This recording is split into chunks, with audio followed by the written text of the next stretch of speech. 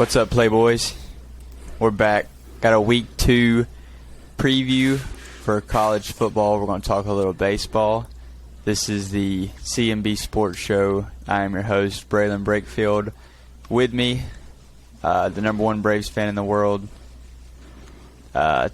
division leader. Is that what you would call it? We're tied right now, but we are the division leader because we come alphabetically before the Mets. Fair. So we are the division leader. So division leader. You know, I don't make the rules. Cole Lepsch. Yeah, so what's up? What's up, fellas? Number one right now. A lot of people counted us out. We were dead, buried, and gone. And we're back. And it feels good. We thumped the A's today, too. So, you know, it just it's a good feeling to be high. I think 7 in a row. The Mets, we keep trolling the Mets with their trumpet song because it's not Edwin Diaz's anymore. It's the Mets have totally ruined it and turned it into their own thing, and we just keep trolling them for it, and people get mad about it, and that's what it's all about. You know, so yeah, chop on. Yeah, Frank the Tank today with an all-time meltdown. If you're a Braves fan, you need to go watch it because it's hysterical the way he says that Jacob deGrom and Edwin Diaz are going to sign with the Braves, and then they're going to trade Pete Alonso, and they're going to end up with some awful closer, and he's like, we're going to blow every game. He was on one today, like one of the best Frank appearances I've seen. It was incredible. Like, if you're a Braves fan, you need to go check it out because, I mean, it'll just put a smile on your face. It's like, it's almost as good as the Braves never lose. Yeah. I mean, it's almost as good as that. I love it. Yeah. I mean, you are the best team in baseball since the All-Star break. I think if the season would have started after the All-Star game, I think you'd actually be on pace to win like 117 games. So, I mean, you took down, a 10-game lead? Yeah. Remember, we had 5 games at their place, and one of the days was a doubleheader, and we got 4-1, and we were down. It was 10 games. Like, I mean, that was a month ago, 2 months ago. Yeah. And we climbed all the way back. I mean, we've just been so hot. It's like every time we bring up a new guy, he's like a generational talent of some kind. Like, it's weird. This Vaughn Grissom guy comes up, and I mean, it's almost like, you know, Ozzie is like rehabbing. It's like, I don't even want to take this dude out of the lineup. Like, just kind of have Ozzie as like a bench bat or something right now, for now, you know, because he's just so hot. I think we were like 21-5 since we called up Vaughn Grissom, Grissom, whatever, which is incredible. I mean, not that like he just carried us, but he just adds, you know, a different kind of aspect in the lineup.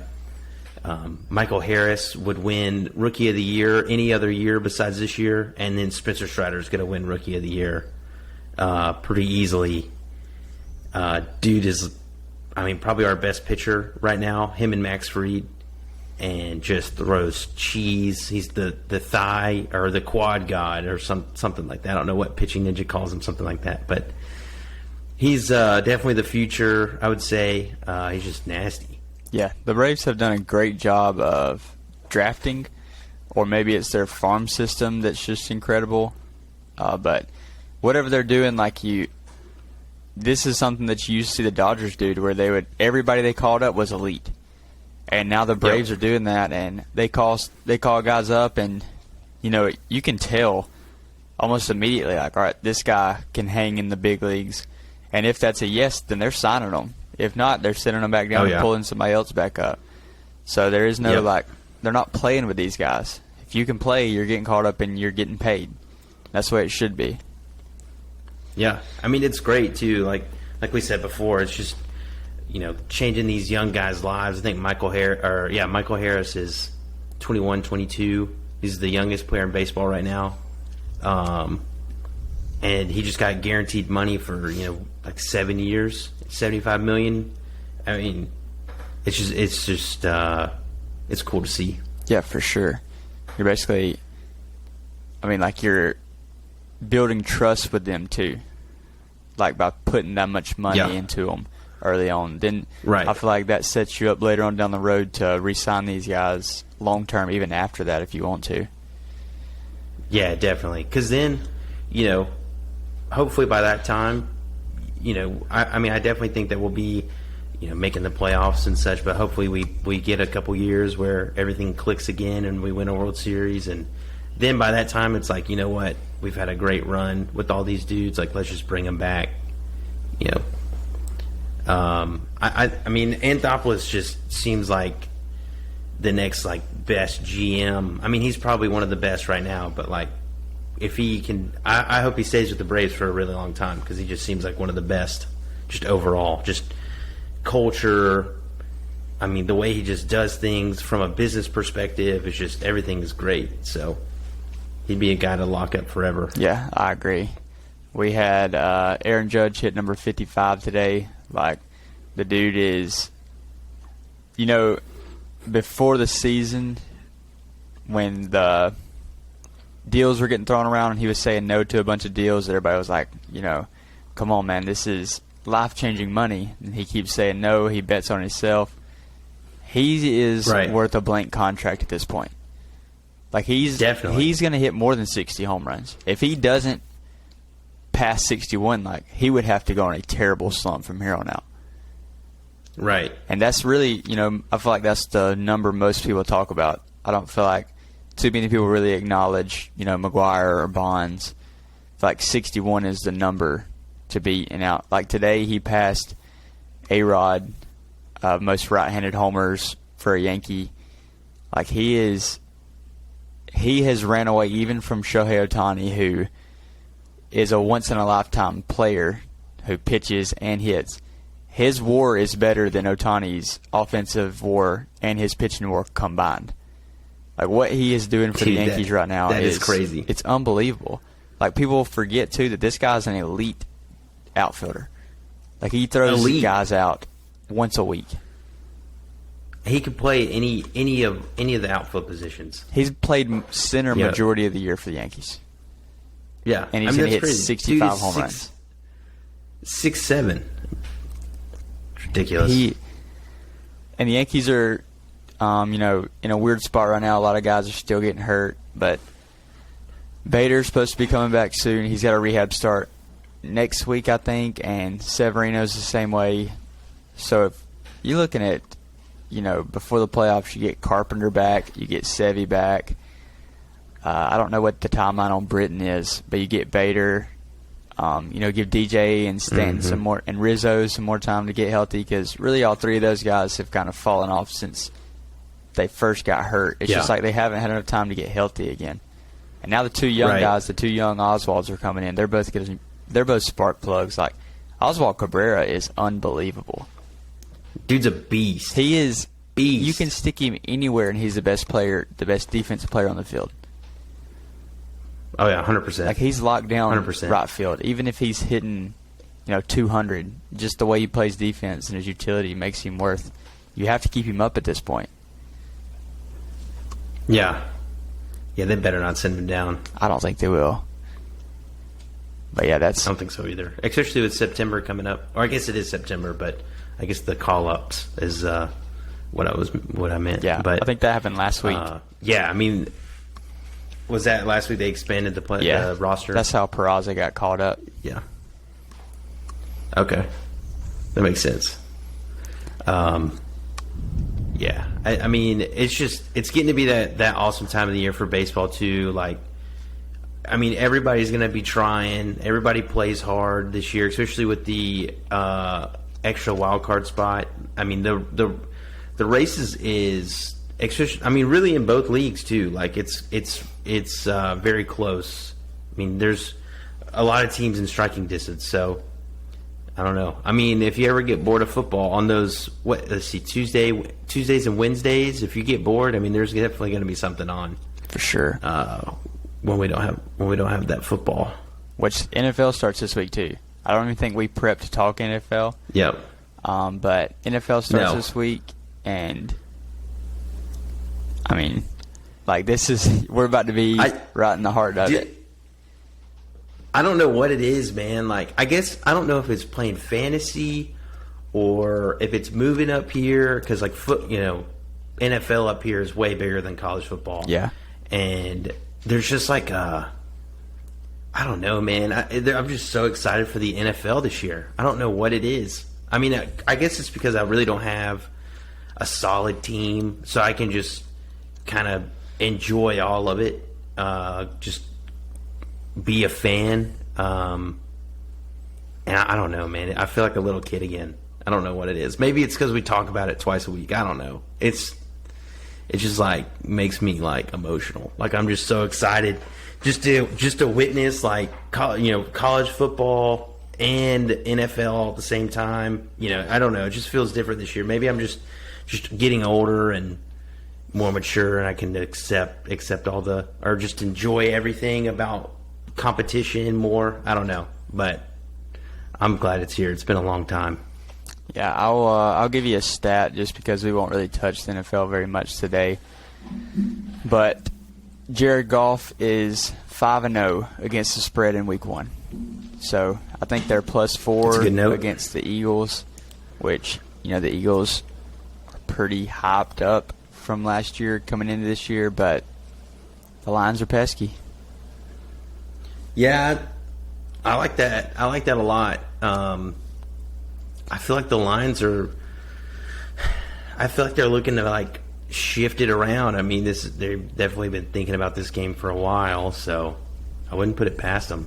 I mean, and like a lot of people are high on the Eagles. Like people are saying that Jalen is going to come out hot and be like an MVP candidate after like the first 5 weeks, which is just that's crazy blasphemy to me. I mean, there ain't no way, dude. There ain't no way. I don't care who he's got. I mean, he's got 2 great receivers right now, but dude, there's no way.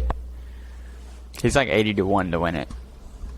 So if you actually believed in him, you could make a lot of money. My pick for MVP right now is Lamar Jackson.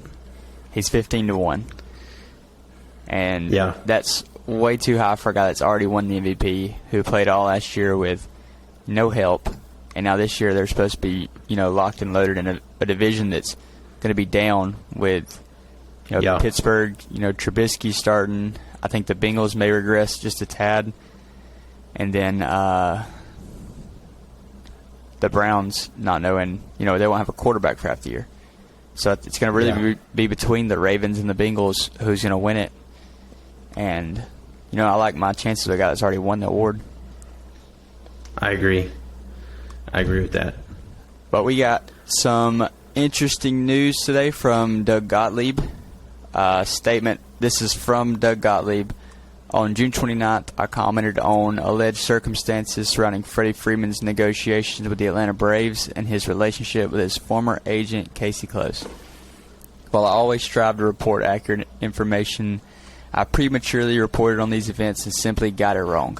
Upon further vetting of my sources, a review of the lawsuit filed against me in this matter, and a direct conversation with Casey himself, I've learned that the conduct I allege did not occur and that there is no credible basis of stating that I did. My ultimate investigation into this matter confirms that Casey Close did, in fact, communicate all offers to Freddie Freeman, and the sources I relied on were incorrect.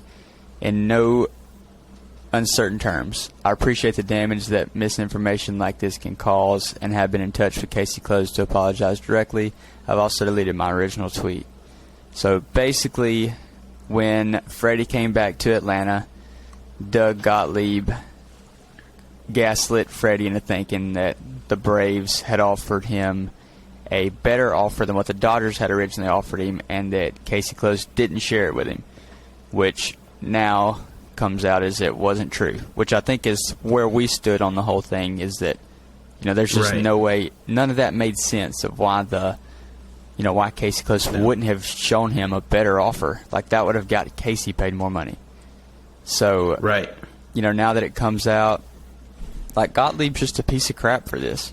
Casey Close got fired. Yeah, that's a dirtbag move. Yeah, he got fired from, he has plenty of guys that he represents, but, one of his biggest clients just drops him. So, I don't know, man. It's pretty fishy.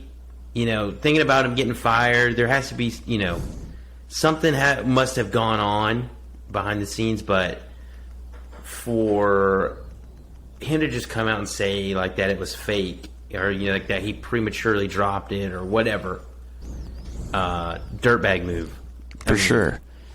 Probably dirtbag of the year, honestly. I mean, he's a nominee, that's for sure.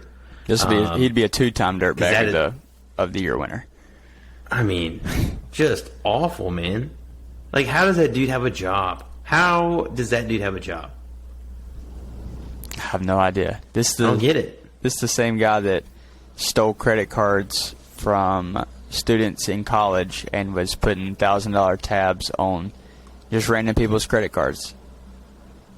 So, I mean, he is a certified dirtbag. Somehow he works for Fox. Hey, you know what's crazy, man? Like, as I get older, right? And, like, you go through this, too. Like, I mean, anybody that has a career goes through this. Like, how... Like, I feel... I mean, not that, like, my, job security is fine, but, like, you always feel, like, that pressure to perform and to, like, do good, do what you're told, do what you're supposed to do, take care of your job. But, like, how do these people get away with being so bad at their jobs or being, like, terrible humans that I have to worry about stuff like that? Like, there's no way. Like that, making a move like that as a sports guy, professional, making a dirtbag move like that is unfathomable. Like, how does that person still have a job at a credible sports broadcast or sports, whatever, Fox? It's Fox. Yeah. I mean, geez, man. He has his own That's show. ridiculous. Like, it's the Doug Gottlieb show. It isn't like he's a producer or somebody behind the scenes. Like, this is the guy. The show's literally just his name. But, yeah, I mean, and you saw when it all happened, it tore Freddie apart, which is why I think he fired his agent, just because it was such a sensitive subject. He obviously wanted to stay in Atlanta, but it was also obviously he wanted to go to Los Angeles too. I feel like that was tough, and then you add more pressure, real life crap on top of it. Right. But we had... Yeah, because, I mean, he was getting slandered too. I hate that. I do hate that for Freddie. I mean, Freddie is the victim here. Yeah, Freddie didn't deserve this. In all of it. But we had, we asked today on the post what y'all wanted to hear. We had Rocky dropped in with 3 questions, so we'll start with UFC 279. Hamzat versus Nate Diaz. A lot of people, been... Just to clarify, is that this weekend? Yes. This Saturday night at what time? This Saturday, I think. I don't know a time. I can probably Google Gotta be that, careful, man. You just never know. Yeah, Cole is... Never know. Cole is notorious I'm for the worst. just being a little bit too late. Which they got me last weekend. Luckily, it was a free fight, and I'd already really had plans to rewatch it later, but I was just going to watch the main event and then go back and watch the rest of them later. But the fight this past weekend was an absolute war. If you have ESPN Plus, you need to go back and watch it. It's just 2 big dudes throwing absolute hands. And that's what you want to see, too. It was awesome. This week, you've got Hamzat versus Nate Diaz. I've seen, they've been waiting on Nate Diaz to fight this last fight on his contract. And he said, recently, I saw a video of him talking in an interview where he basically said that he wanted, like Michael Chandler and Dustin Poirier, and the UFC wouldn't give him these guys. And now the UFC, he said that the UFC is trying to paint it like he wanted Hamzat, but when he doesn't. And I don't blame him. Hamzat is a certified killer, which, the other guys are too. Yeah. Hamzat is the next guy. I think Hamzat was handpicked to be the guy that kills Nate Diaz for Dana White. And basically, I think it's a situation where you put him in there, Hamzat's probably looking at it, and Dana probably told him, you go in there and you kill Nate Diaz and you get a title shot, which is what I figure will happen. And the worst case scenario for the UFC is Nate Diaz goes in there, as the cold-blooded killer he is, and he slaps Hamzat around for a little bit, and then Hamzat's dead.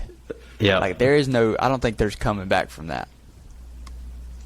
But... No. Yeah. No, there's no coming back. I mean, the line is Hamzat minus 1,100. Nate Diaz is plus 700. Nate Diaz is an OG of this.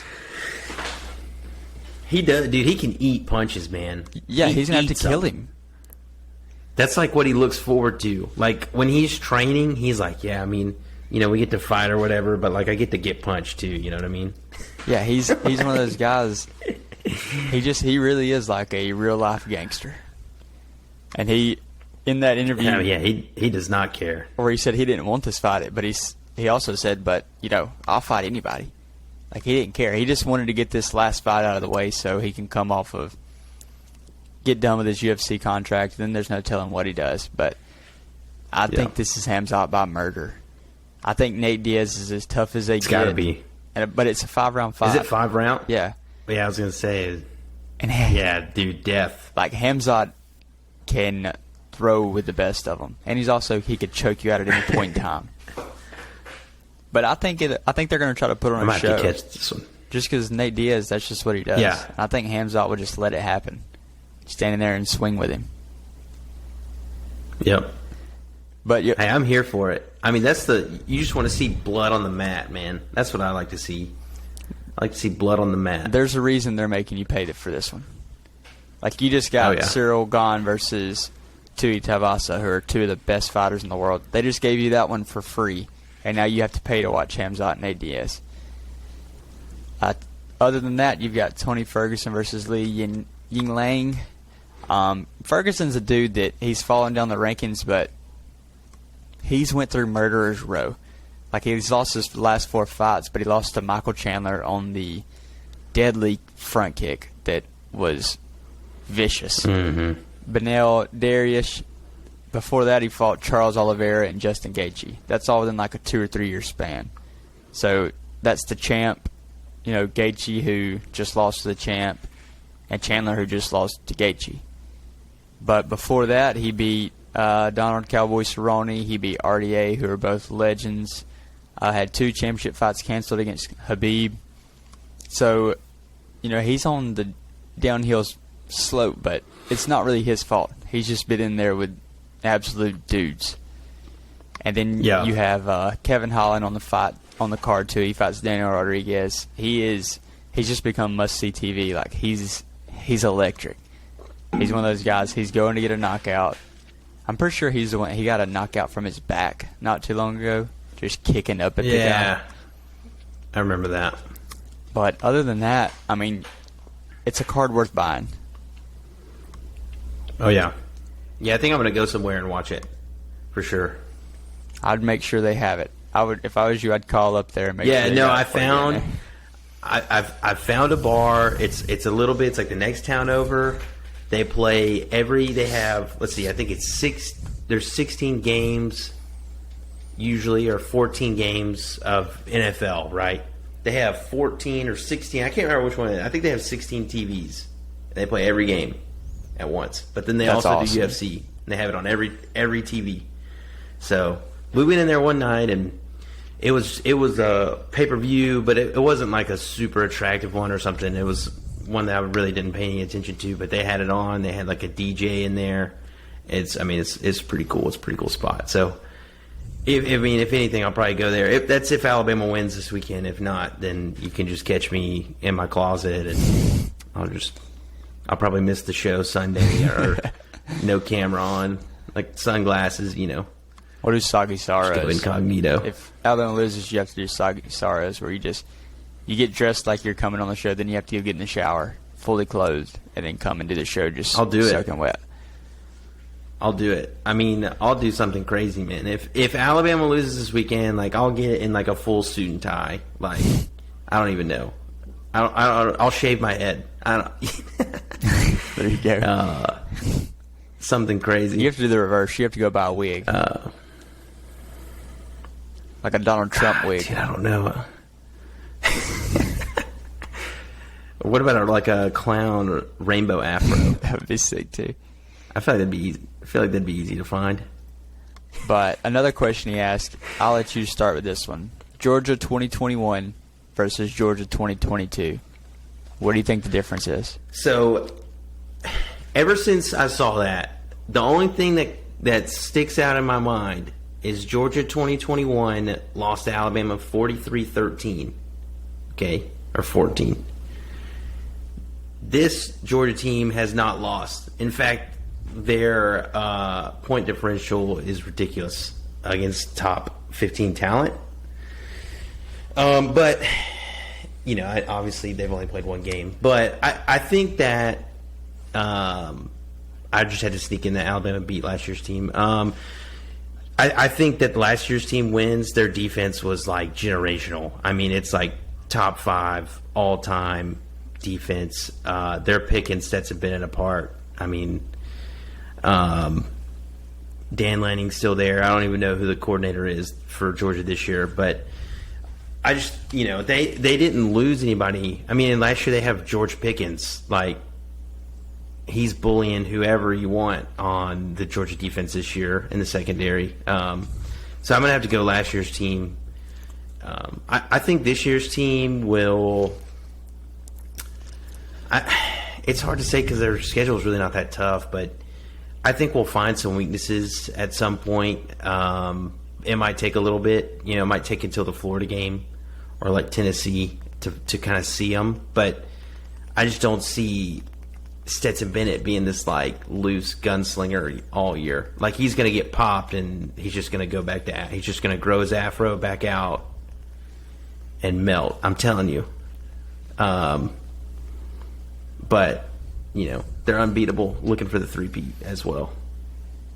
Yeah, my biggest takeaway is so far, you know, one weekend, the biggest difference is Stetson Bennett is a lot better than he was last year. He looks a lot more comfortable. Like, you know, instead of last year, I think, you know, when he got in that situation where he was running around in the pocket, I think last year that guy tries to get outside and throw the ball away. This dude hit the spin move 3 or 4 times. You know, he was like an 8-year-old playing a video game. Like, this is NCAA 14. He was hitting the spin. He was hitting the juke. He was rolling back out of there and trying to find somebody. And sometimes, you know, like, who has more confidence coming in this year than Stetson Bennett? He's a national champion. Like, and now look, this, I know it's crazy to think about because Georgia 2021 was arguably the best defense of all time in college football. I think they gave up 6 points a game. That's unheard of. I don't think you can rule out this defense can't be as good as that one. Like, if you watch the way there's a difference in the way some teams play defense. Like, the prime Alabama years, they just swarm the ball differently. It's like when the ball goes in a direction, every one of those guys swarm to them. And yeah, it's like perfect pursuit every time. Yeah, and that team has this too, the same way last year's team has it. And, you know, we haven't really heard the names yet, like Jordan Davis and Nakobe Dean and those guys, but they might be there. Like, I saw the defensive tackle. Yeah. I saw a highlight where he was going one-on-one against one of Oregon's offensive linemen who's all-conference, who's 6'7", 270. And in one step, he knocked the guy completely off his feet. So, like, how can you say that guy can't be as good as Jordan Davis?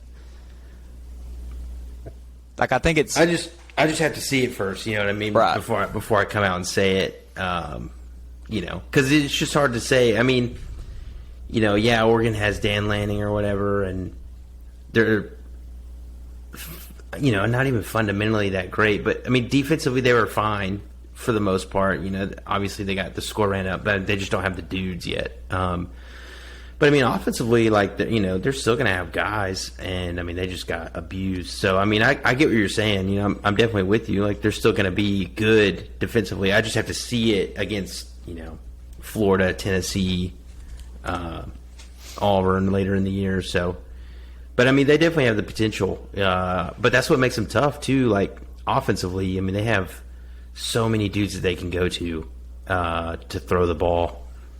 I mean, how are you not confident thrown to those dudes. I mean, you got two dudes that are 6'4", one's that's two dudes that are 6'4", one dude's 6'7". I mean, I think I would feel confident going out there and running an offense with those guys. Yeah, for sure. On my side, so. Yeah, so I think it's, I mean, like. I just still think if they played this week, I give it to last year's team. I mean, they were just so good. Yeah, and I think that's fair. Just because, like, I mean, you even had, like, George Pickens was hurt all year and would still just come out and catch a 40-yard bomb or, abuse your corner, like, shove him into the ground. Like, he's still doing that in the NFL.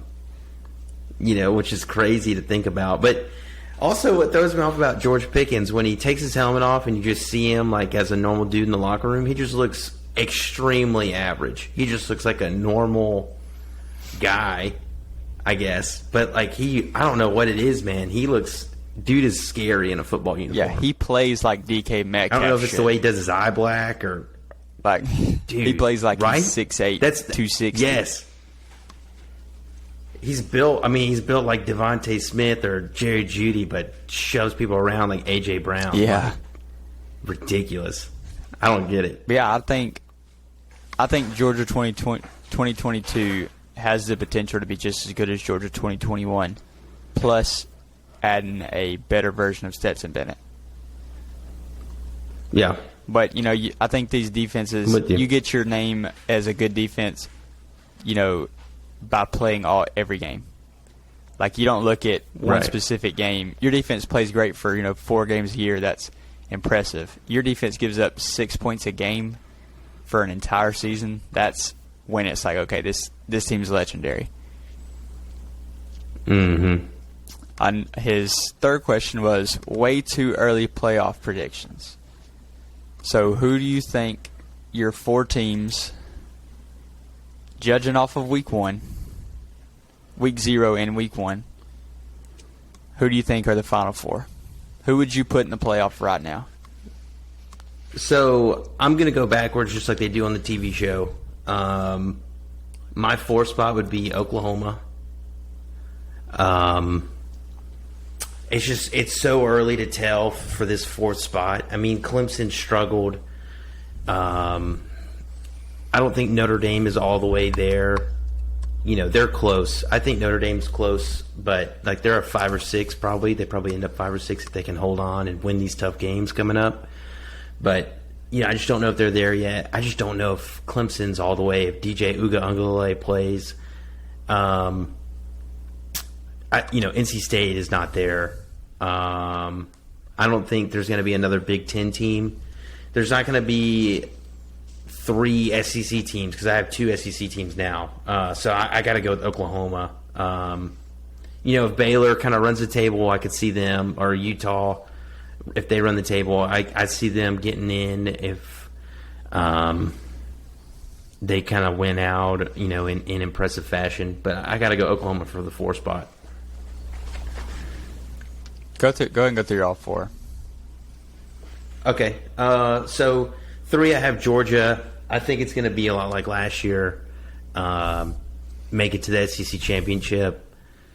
They have a little bit tougher schedule this year. The East is a little up. You have a couple more really good athletes that have played a lot. But I still think, Alabama's bringing everybody back for the most part. They got better at wide receiver. The only question mark right now are the offensive and defensive lines, but the defensive line's been there. It's just if they can perform. But I think Alabama gets the win in the SEC championship game again. So 3 is Georgia. I have Ohio State at 2, and really Georgia and Ohio State are interchangeable for obvious reasons. And then Alabama at 1. I just think you have all those dudes coming back. You put Nick Saban in a revenge game like this in the SEC championship. It would take a crazy performance. We saw last year, like this was one of the best teams of all time especially one of the defenses, and Alabama goes and puts 43 on them in the SEC championship. I mean, like, they didn't even know what to do.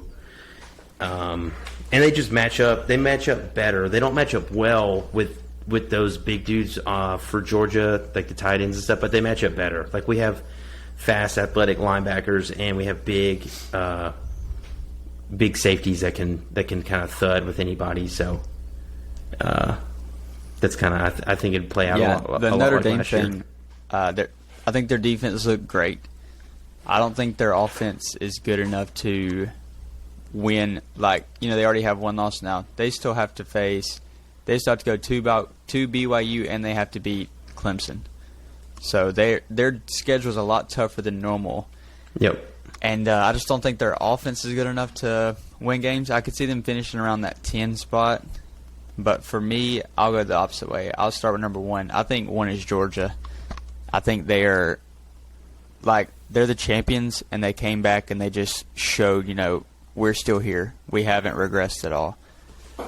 2 and 3 really pretty interchangeable. It probably won't finish this way, but I have Alabama at number 2 just because I think they are the second best team so far, and I don't think there's a big gap between them and Georgia. Number 3, I'm going to go with Michigan. I think Ohio State showed they're very beatable. Their defense looked pretty good, but also Notre Dame's offense looked awful. So, if Ohio State's offense don't click, they're screwed. Like, you're not going to go through like that the way they did. Yeah. And my 4th spot is BYU. We've talked about them a lot. Like, their schedule is very favorable to where they could lose a game and still make it just because their schedule is loaded. And I think that'll be your group of 5 represented this year. Also, I have Utah still.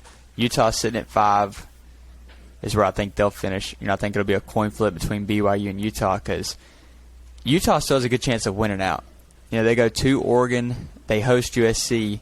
Those are their 2 toughest games. We already seen Oregon is very beatable.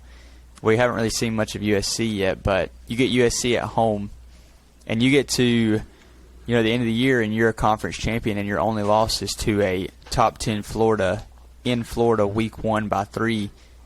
That's still a playoff. That's still a playoff resume. So I think if. Yeah, definitely, and that's a Florida team that is not on any kind of downtrend at any point in the year. They're gonna. I promise you. Yes. Mark my words. They're gonna give Georgia a really good game. That is not gonna be some blowout. That is gonna be a great game to watch. Honestly, a very low-key upset alert. I could definitely see it happening just because they play that brand of football now. Billy Napier's like that dog. So, if anything, that looks great for Utah. I agree. And, I could see, I don't have Clemson. I think their offensive line is not any good, which is the reason I think that they still haven't put Cade Klubnik in yet is just because – why would you throw your young quarterback out there when you don't have the wide receiver core and you don't have the offensive line to help him succeed? You throw him out there now and it could just ruin him. So you basically just got to ride the wave with DJ. I think Miami, honestly, I think them and Miami kind of pick each other off. And because I think Miami's really good too. And then Oklahoma, I just don't have a lot of faith in Oklahoma yet. And I kind of think the Big 12 is going to be the same way where, Texas, Oklahoma State, Baylor, those teams just kind of trade losses. And I think Florida's going to be up there, too, in the top 10. Well, we can give our locks of the week. Or do you want to run through some games real quick? Yeah, let's run through some games. We'll do the locks at the end. Just for Friday night, ESPN2, Louisville and UCF. I think Louisville. Do you have the odds on that one? I can pull it up. Oh, here it is, right here. UCF is a 5-point favorite at home, so I like that UCF would be a decent one to look at. Louisville stinks. Louisville going down. Yeah, I just don't do that. Are they that bad? People I have mean, said like they're kind got of okay. destroyed by Syracuse. I know it was only like 31-14. Syracuse dominated them. It never looked like Louisville had a chance. Okay. Yeah, That's I like a tough place to UCF play. in the bounce house. And then you have New Mexico and Boise State. Yeah, for sure. New Mexico, Boise State at 9:00. It looks like Boise State is a 17-point favorite there. I don't know. And if I wouldn't stay take up for either that one of those sides. with the great day coming up. So the 12 o'clock slot is absolutely loaded if you're any kind of fan. The big game being Alabama, Texas at 12 or 11 o'clock Central. Alabama is currently a 20-point favorite, which I think is a little inflated. You know, I think 16, 17 is going to be like the sweet spot for there. If you want any kind of, advice from me, if you're looking to take that game, I think the over looks really good in that one. I know it's 65, which is high, but if you don't think this is going to be a shootout, then you don't know the coaches that are coaching. 12 o'clock, too. It's going to be super hot out in Austin. But, I mean, this is a must-watch for any football fan. I know Texas is unranked, but they're definitely on the come-up. And, Alabama facing Sarkisian. Yeah. I'll never feel good about that matchup. 20 feels like a 'cause lot we've seen until what you he think do. about it. Could you see this game being 42-14 or 49-24? That's doable. Maybe 49-24, but I just don't know, man. It's just tough to say. At 12 o'clock, it's going to be scalding hot outside. Like, I'm telling you, man, like, if you don't think weather plays a factor, like, just look at Utah. Like, they were not used to that heat, which it's hot here. It's hot in Alabama, too, but, I mean, I just feel like it's different, especially on that turf. I don't know. I have a weird feeling. It's on Fox too, which is garbage. Maybe we'll get that. What is that legend? Yeah, we'll probably get Joel Klatt and that other guy, which is fine. I like both of those guys. But I just hate that it's at noon. This feels like a prime time or 2:30 or a 7 o'clock. Texas game. O-line is just going to be so Yeah, young. that's what it is. Like, could you imagine your so- second collegiate start? You have to block Will Anderson. Yeah. Like, nobody's going to be ready for that. A month ago, the dude was blocking high school kids. Now he's got to block Will Anderson, who's going to be the number one pick in the draft. Yeah. It just makes you nervous. Dudes like Bijan Robinson can get you. I mean, all it takes is Some football, a couple some college football turnovers plays. and Texas is in it. But another good one at this time, Arkansas, South Carolina. It's at Arkansas. It's at that noon slot on ESPN. That'll be a really good one. Ohio State also plays at 12 o'clock Eastern against Arkansas State. Duke Northwestern is one to look at if you're a betting man. It could go one of two ways. It's probably going to be more low scoring, but Duke, I cannot remember who they played last week, but I want to say they kind of ran it up on them. I know their over-under is like 3, but their team total, let's see if I can pull it up real quick. Oh, they beat Temple 30-0. So, do with that. Temple's horrible. Do with that what you want. They are horrible. Don't let me talk you into something stupid. But that is on ESPN2. Miami Southern Miss is one to watch. Georgia State, North Carolina. North Carolina goes on the road again. That's on ESPN Unit 12. Yeah, that's going to be one to watch.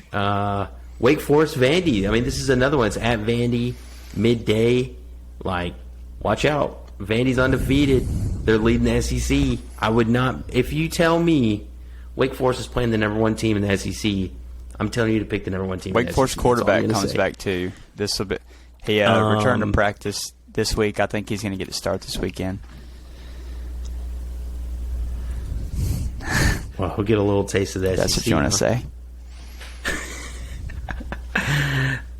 Notre Dame plays Marshall at 2:30 at NBC.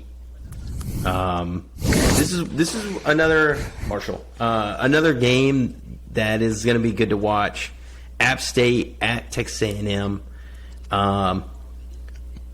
Texas A&M did not look strong. They didn't allow a score last week, but they struggled. I don't know, man. I something feels cool about this game. I think it's going to be another one. App State is just an absolutely electric team. The under is looking real funny at me. I feel like that's what. It's not a feeling. I did go with the under here. So that's something to look at. Clemson plays on the ACC network. If you get that against Furman at 2:30. Pittsburgh, Tennessee is another one that I'm probably going to watch after the Alabama game. It's at Pitt. I don't know. Oh, it looks like they're playing at the Steelers Stadium again on ABC at 2:30. I like Tennessee here. I don't think Pitt showed me very much against a very mediocre West Virginia team. I think Tennessee's very much on the come up here. I don't think they're going to get away with another one. Pitt won't. Moving on. Georgia plays at 4 o'clock on the SEC Network against Samford. Iowa State. If you just like, defense, running the ball in between the tackles, this one's for you. If you like good 4 o'clock on the Big Ten Network, action-filled football, watch something else. This is not the game for you. We didn't even mention it last week. Iowa's defense outscored their offense without scoring a touchdown last week. They had 2 safeties and a field goal. That's how they got to 7. Hey, that's what it's all about. It's terrible. That's just awful. Houston going to Texas Tech, 3 p.m. FS1. Yeah, that'll be a good one to look out for. It says Jones AT&T Stadium. Is that one at Jerry World? Because it's that stadium. Well, hey, I didn't know it was called Jones AT&T. Changed it, named it after itself. I wouldn't be shocked if it makes sense though. Changed the Cowboys to the Dallas Joneses.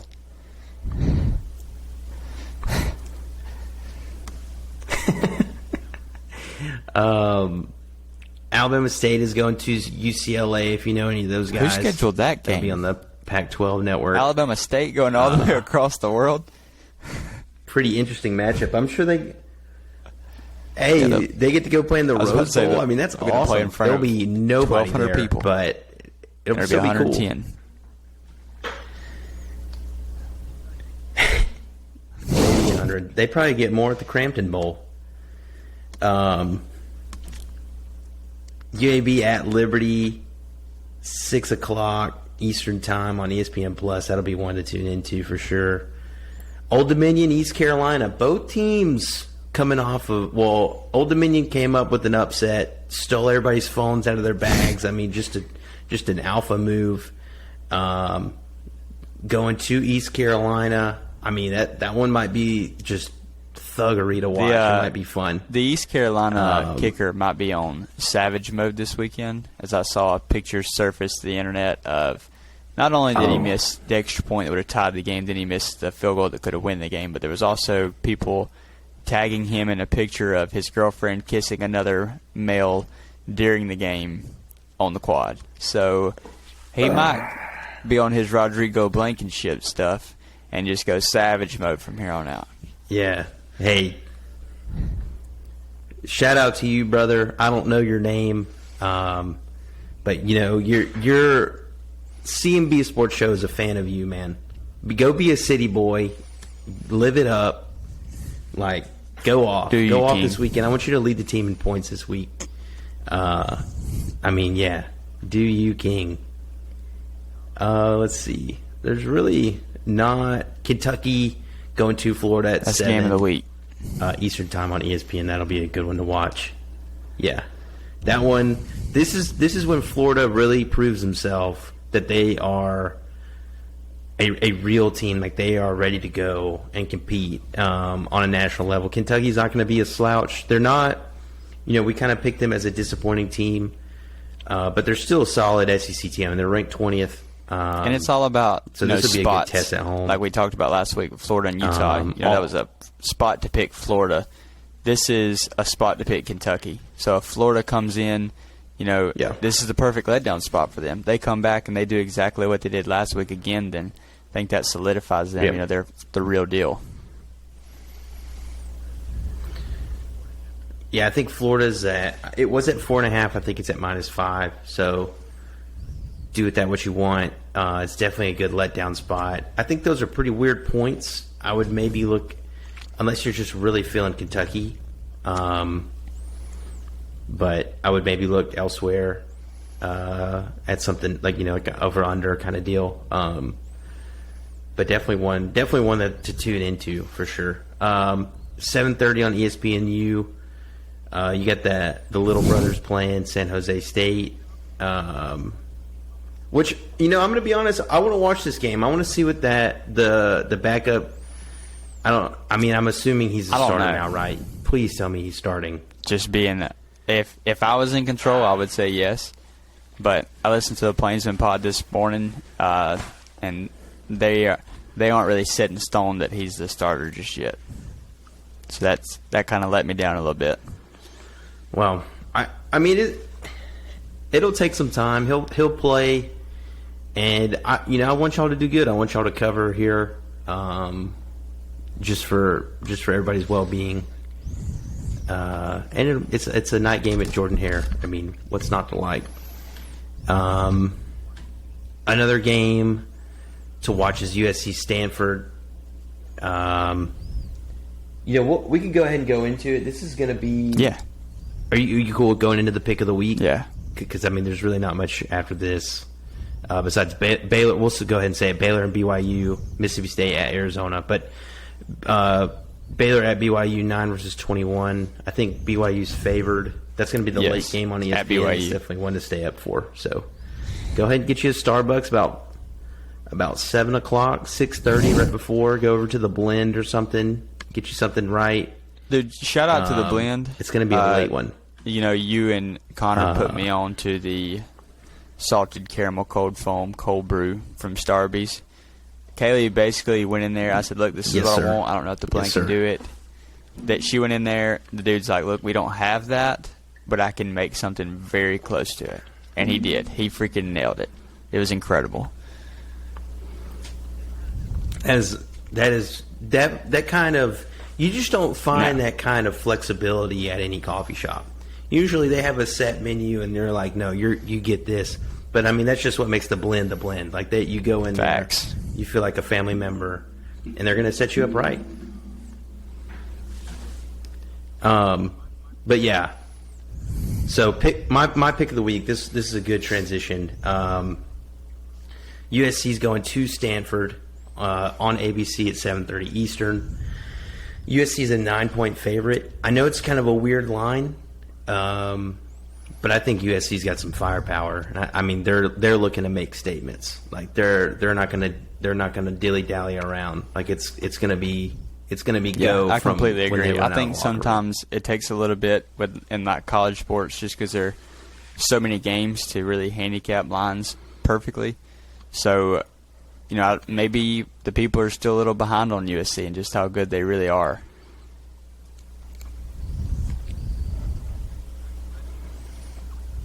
I agree. I think this is more of like I think this is definitely deflated. Like 14, if it was at 13.5, I'd probably stay away. But with it being at 9, I don't know, man. I just see a lot of value there, especially Stanford. They just straight up aren't good. I think I took them over wins, and it was like 4.5. So, obviously I had this one as a loss.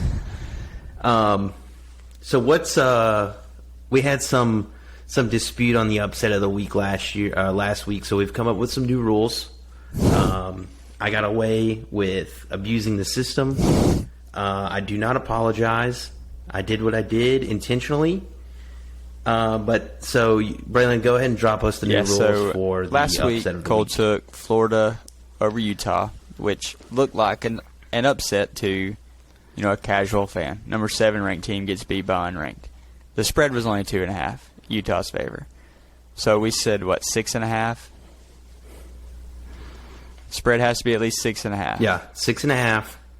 That's a true upset. If you're favored by, a touchdown and you lose, that's an upset. Yep. I did agree. I did agree to those terms pre-show, and I got away with one, and I'll take it. And like I said, I'm not going to apologize to anyone. It came up again double champ because does what he wants. I text this morning being funny. Tennessee was my upset of the week. Tennessee's ranked 23rd, Pitt's ranked 17th, and Tennessee's a touchdown favorite over Pittsburgh. But because they're ranked below them, I could take them as an upset, and that's not an upset. Which before that, but I'm just glad we needed rules. I'm glad we made some rules. We needed rules. Now it's but obviously we did need rules. No gray You area. dropped Florida on me. Man, if it's a competition, you know what I mean. I'm going to find my way in. Wait, you said your lock of the week was USC, right? Okay, I'm going with my boys. I'm Correct. going Auburn minus 23 versus San Jose State. I think Mercer is more talented than what San Jose State's going to be. I think Auburn's just going to be able to, just kind of do whatever they want on offense if Ashford's in there. Hopefully he is. And, I think 23 just ain't enough. It should be probably 30. Yeah. I think I'm with you here. I don't know what, there was a lot of, just the whole offseason was crazy for Auburn. I'm not in the building to kind of know what the vibe was like, but just from outside looking in, noisy offseason, battle for quarterback. 2 quarterback systems never really been great, so had a lot to figure out last week. I think this week is going to be more of we're going to kind of enforce our will on you, and you're just going to have to take it. And it's a night game at Jordan-Hare. It's going to be rocking. And I think that would be a safe pick.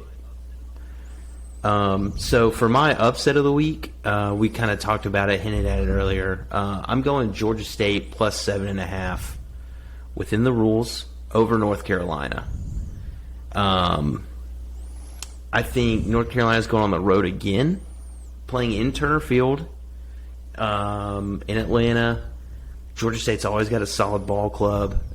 I mean, the way I thought about it, we talked about it pre-show. You think about the way it's going to go, and what makes more sense? North Carolina coming in and beating Georgia State by a touchdown? Usually I would say yes. But I feel like it makes more sense if they were to lose this game. We would go, well, duh, they lost. They're on the road back-to-back weeks, and they've struggled 2 weeks in a row. I mean, just out the gate, they haven't showed any positivity really at all. Just winning. They gave up 40 points in the fourth quarter. You cannot be happy about that win. I don't know why Mac Brown was dancing after that win. But I just think it was kind of for me. It was just screaming at me, hey. This, if you don't take this one, you're going to after the game Saturday, when you look down and it's, North Carolina's giving up 45 points, you're going to be like, well, yeah, Gene Chizik is the defensive coordinator. He should have been fired forever ago. And Georgia State's, I think their offense looked worse last week just because South Carolina's defense is really good. So I expect them to, be able to run the ball however they want, be able to pass the ball a lot better because they were 7 for 23 or something passing against South Carolina. It's not going to be that bad against North Carolina. They couldn't stop Appalachian State for nothing. Yeah. Last Saturday. Nothing. And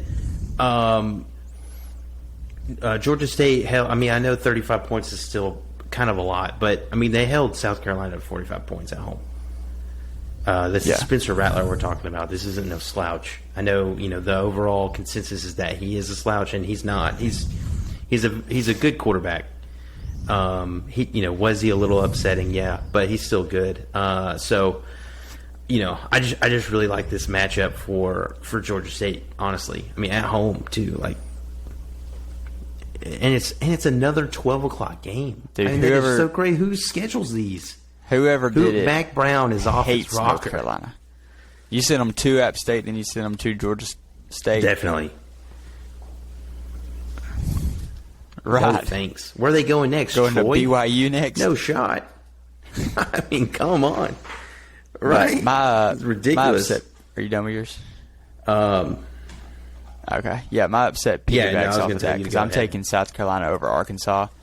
I think, Arkansas moved the ball decently against Cincinnati, but if Cincinnati had a competent quarterback, they beat Arkansas last week.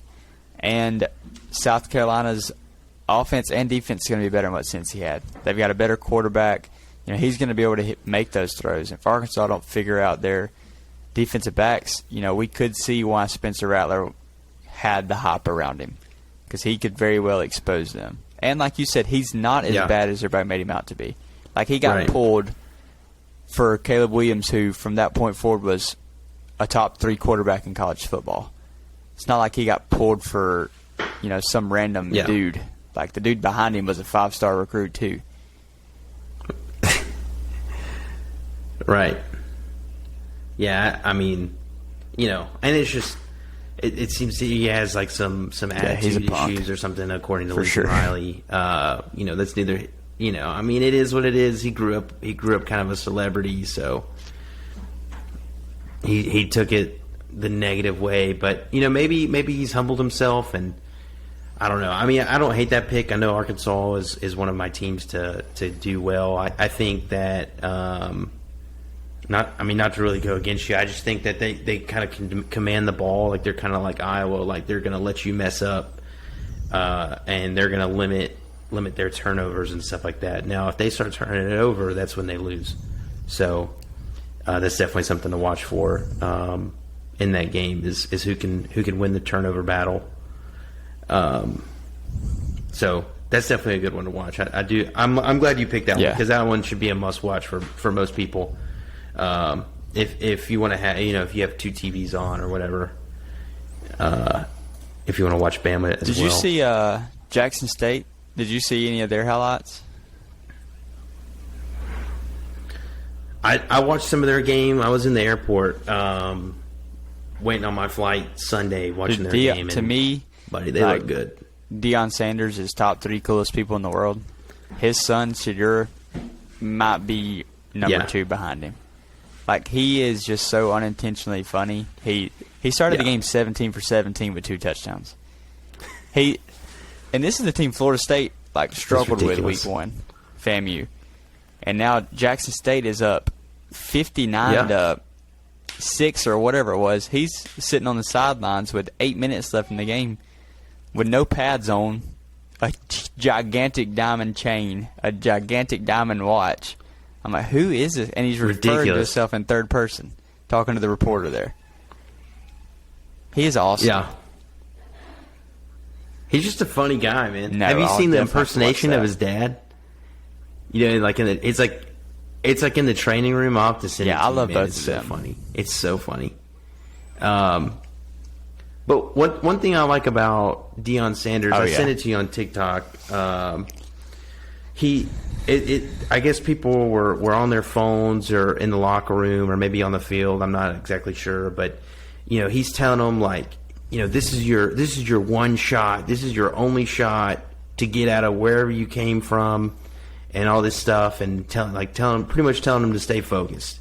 And I mean, there's not many dudes who can handle these young kids like that, where it's actually is going to resonate with them. Because I mean, he's been there, done that, man. He kind of was he's a self-made man. Like, he came out, from a bad neighborhood and came up and built himself into what he is, all by himself, essentially. And I just think it's cool to see, especially him being in HBCU. If you don't know, I also went to an HBCU.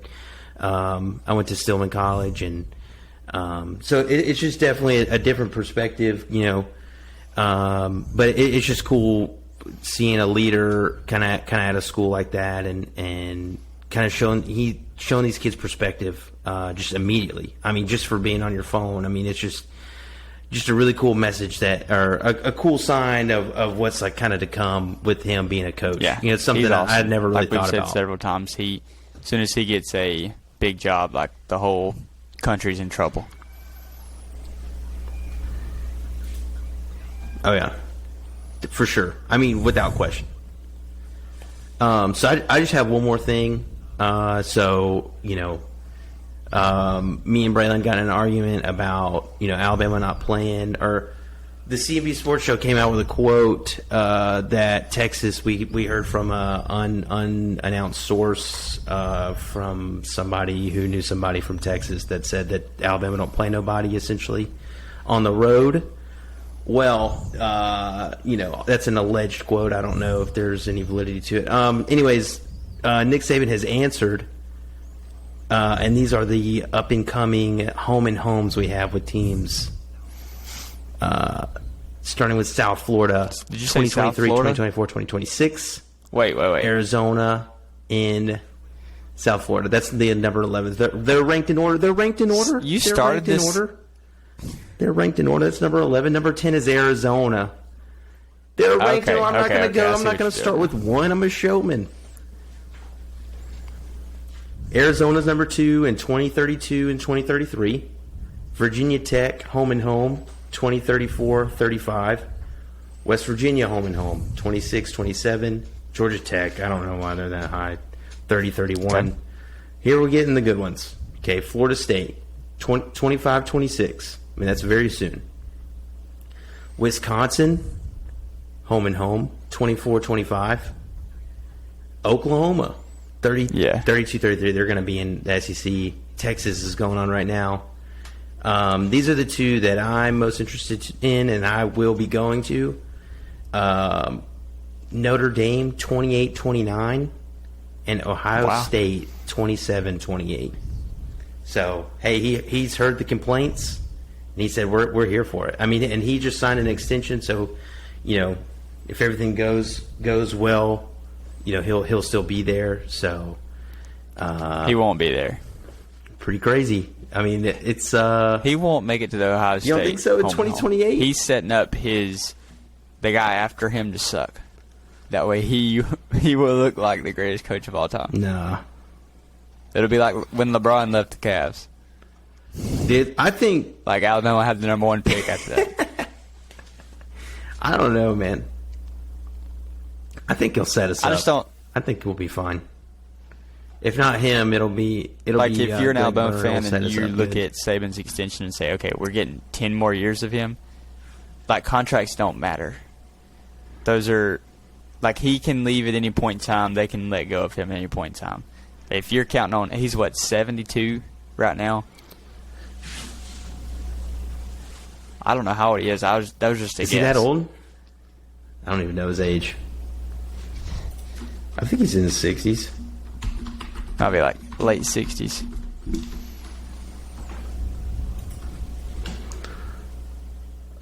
He is. I'm going to do a quick Google. He was born in 51. Yeah, he's 71. So if you. Yes, yeah, that's right. He's 70. Birthday's on Halloween. Wait, no, that would still make him. No, yeah, that's right. Yeah. He's about to be 71. So. No. Is he going to coach until he's 80? I don't think so, but, I mean, I don't know. Dude's the GOAT. I mean, I don't see him setting us up for failure. I just don't. Somebody will come back, whether it be Bill O'Brien, Dabo. I mean, it doesn't, Mel Tucker. One thing I'm tired of hearing hearing is anybody. I think we'll be fine. Alabama fans saying they don't want Dabo Swinney. You're an idiot if you don't want Dabo Swinney. I I would take him, man. I just don't like the dude, which I don't have to like him. It's not being the head coach of my favorite football team does not mean I have to like you. If you get me wins, you get me wins. I just don't like him. Prime example, he brings his backup in. They struggle against Georgia Tech in the opening game of the year in the first half. Well, they're only up by 20, and he wants to get it 26 or whatever. So he just runs the hurry up no huddle with his backup quarterback. For a 2-minute drill. Like, come on, dude. Like, sometimes that's a dirtbag move. I just don't agree with it. It's exactly. Fine. You're working on stuff, whatever. Like your you backup scored his first touchdown. Like when Trevor Lawrence got COVID and DJ had to come in. Like, how do you think DJ was prepared for that? Like, because of these moments. Like, it isn't like he's playing against the deaf and blind. Like, the other team has a chance to stop him. And he's got his backups in. Like, I don't see a problem with it. I mean, I'm with you. It's just a bad look. You're already up. The game's out of hand. There's nothing wrong with running your offense, but running that hurry up for really no reason except just to, kind of not embarrass your opponent. Because I'm fine with embarrassing your opponent. It's not even about the opponent. It's just the principle that I had you under. There's where the truth comes out. And I don't like that. It's repetitive, man. It's repetitive. That's it. It's a good show. Yeah, I'm done. I just wanted to get that out there. The call has been answered for road games, so yep. The first one starts this week. Good luck. Thank you. I'm gonna need it. But all right, guys, let's attack a weekend, man. Let's have a good weekend. Everybody take care of yourself. Nobody stressed out too much. Just remember, these are 18 to 22-year-olds playing football. Now, NFL, you can get as mad as you want because they're professionals, but just have some perspective when you're watching these college athletes, man. Just enjoy it all. So, hope everybody goes 100% on their bets as well.